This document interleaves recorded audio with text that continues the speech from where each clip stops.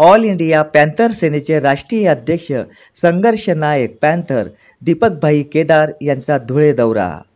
हिरे वैद्यकीय महाविद्यालय civil hospital येथे जिजामाता वसतिगृहातील अल्पवयीन पीडित विद्यार्थिनीची घेतली भेट. दोषींवर योग्य ती कारवाई न झाल्यास धुळ्यात मोर्चा काढणार व महाराष्ट्रभर आंदोलन करण्याचा दिला इशारा. आज रोजी ऑल इंडिया पॅन्थर सेनेचे राष्ट्रीय अध्यक्ष संघर्ष नायक पॅन्थर दीपकभाई केदार हे धुळे दौऱ्यावर आले असता त्यांनी जिजामाता कन्या वसतिगृहातील पीडित विद्यार्थी ही हिरे वैद्यकीय महाविद्यालय सिव्हिल हॉस्पिटल येथे उपचारार्थ ॲडमिट आहे. पीडित विद्यार्थिनीला भेटण्यासाठी व घटनेची संपूर्ण माहिती जाणून घेण्यासाठी हिरे वैद्यकीय महाविद्यालय सिव्हिल हॉस्पिटल येथे जाऊन पीडित विद्यार्थिनीची भेट घेऊन विचारपूस केली. अतिशय निर्दयपणे पीडित मुलीला मारहाण झालेली आहे. वसतिगृहात विद्यार्थिनी हे शिक्षण घेण्यासाठी येत असतात. वसतिगृहातील संडास धुणे, बाथरूम साफ करणे, फरशी पुसणे अशा स्वरूपाची कामे ही विद्यार्थिनींकडून करून घेणे हे अतिशय निंदनीय बाब आहे. अशा तिखट शब्दात त्यांनी आपली प्रतिक्रिया देताना सांगितले की काय सांगाल, आपण आज धुळे दौऱ्यावर आहेत आणि पीडित मुलीची आपण भेट घेतली आहे, काय नेमकं प्रकरण आहे? गंभीर आहे. पीडित मुलीने सांगितलंय तिला मारहाण झाली आणि तिच्या सोबतच ज्या काही मुली होत्या त्यांच्याकडून सातत्याने या जिजामाता हॉस्टेलमध्ये सफाईचं काम केलं जात होतं, संडास बाथरूम घासून घेतलं जात होतं आणि तिच्याकडून काम झालं नाही म्हणून तिला ढकलून देऊन त्या ठिकाणी मारहाण केली. त्याच्यात तिचा हात फ्रॅक्चर झालाय, रॉड टाकलेला आहे. मी त्या लेकराला विचारलं, बाबा तुझं स्वप्न काय होतं? तर तिने मला सांगितलं की मला पोलीस व्हायचं होतं.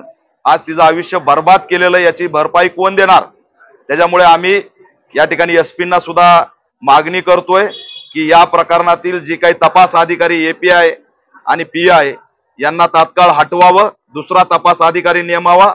या आरोपीच्या नातेवाईक कुणीतरी पोलीस आहे त्याची सुद्धा चौकशी झाली पाहिजे.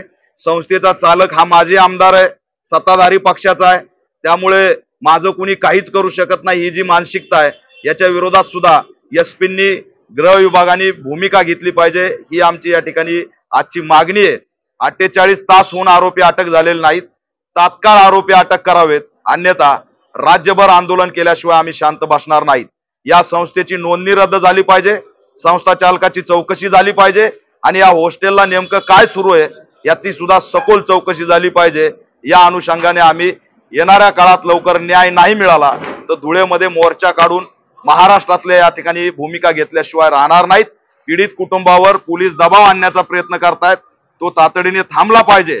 जर थांबला नाही तर त्यांचे व्हिडिओ आम्ही व्हायरल केल्याशिवाय आणि यांचा खरा चेहरा महाराष्ट्राला दाखवल्याशिवाय राहणार नाहीत. शिक्षण मंत्री, धर्मादाय आयुक्त आणि गृहमंत्री यांनी तातडीने या गंभीर प्रकरणाची दखल घ्यावी. चिमुरड्याकडून असे काम करून घेणे शिक्षणाच्या उद्या स्वातंत्र्य दिन आहे आणि आज आम्हाला न्याय मिळत नाही, आत्मदहनाशिवाय आमच्या पुढे आता पर्याय नाही अशी असणारी स्थिती आहे. तात्काळ जर न्याय नाही दिला तर या ठिकाणी महाराष्ट्रभर तीव्र स्वरूपाचे आंदोलन झाल्याशिवाय राहणार नाहीत, हा इशारा या माध्यमातून राज्य सरकारला देतोय. तात्काळ आरोपीला अटक करावी ही आमची या ठिकाणी मागणी आहे आणि पीडित कुटुंबाला त्या ठिकाणी त्यांची भरपाई देण्यात यावी. 10 लाख रुपये राज्य सरकारने या मुलीच्या पुढच्या आयुष्यासाठी देऊन तिला शासकीय नोकरी सुद्धा सुनियोजित करावी अशी सुद्धा मागणी या माध्यमातून करतोय.